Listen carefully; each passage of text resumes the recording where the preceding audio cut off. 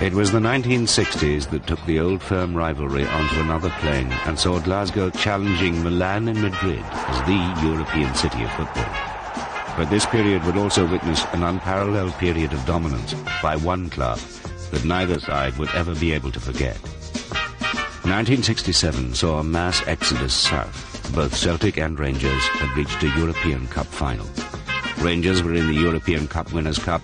Celtic were going to Lisbon as the first British side to reach the European Champions' Cup final.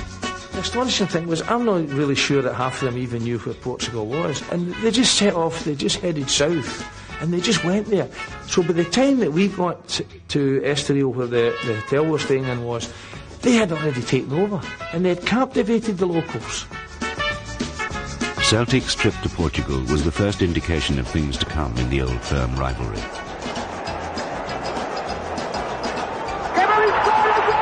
Though Celtic's victory over Inter Milan made them the first British club to win the European Cup, more importantly to some, it made them undisputed champions of Glasgow. To think that 11 guys from in and around Glasgow could bring the European Cup up London Road, one of the poorest places in Europe, is one of the great romances and fairy stories in world football. We got a tremendous reception. I think we'll come back to Glasgow.